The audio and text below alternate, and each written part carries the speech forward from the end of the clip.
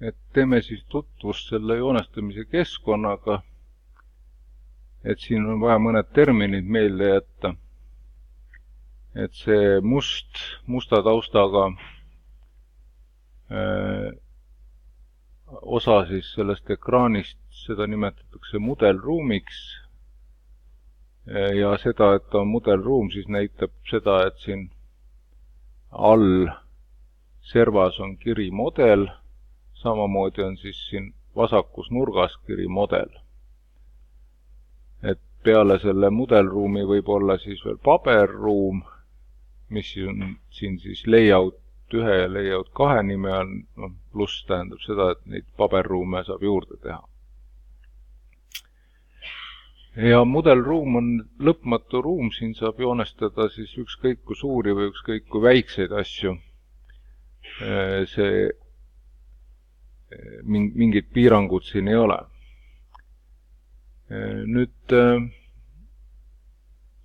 meil on võimalik valida käskusid, mida me siis tahame joonestada või mida muuta.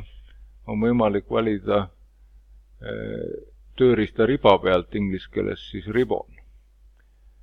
Ja kuna siis tööriista riba võib kogemata kaotsi minna, on seda juhtunud, et üks variant on see muidugi, et siia selle väikse ikooni peale klikates kaob see ribbon ära. Et sellisel juhul uuesti siia väikse ikooni peale klikkad ja tuleb jälle tagasi. Kui ta nüüd põhjalikumalt kaduma läheb, siis on AutoCADis juba esimesest versioonist alates olnud võimalik käskusid sisestada trükkides. Piisab juba, sa ei pea üldse mõtlema, kuhu sa trükid. Kui ma vajutan ühe tähe R-tähe sisse, ta kohe mulle näitab kõiki R-tähega käskusid. Kui ma nüüd panen teise tähe veel, näiteks RI, siis esimene valik ongi kohe ribbon. Ja kui ma siit valin ribbon close, siis näete, ribbon kadus täiesti ära, see tööriista riba.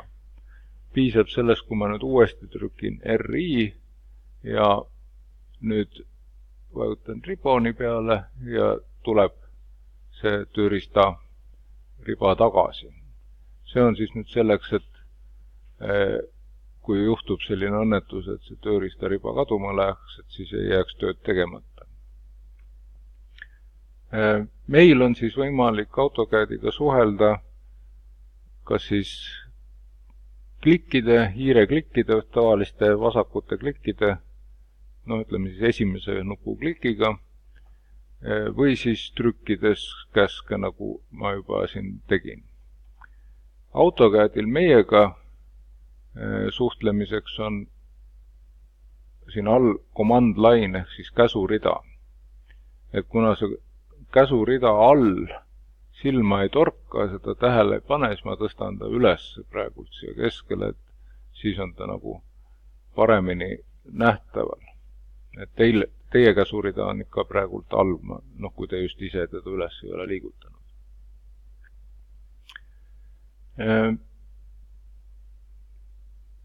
Hiire keskmine nupp ehk siis rullik, see on siis nagu nii mõneski teises programmis zoomi ehk siis suurendamise ja vähendamise nupp ja suurendamine ja vähendamine toimub siis selle punkti suhtes, mille juures me kursorit hoiame. Kui hiireratas alla vajutada, siis muutub kursor käekujuliseks ja siis saab seda joonist nihutada.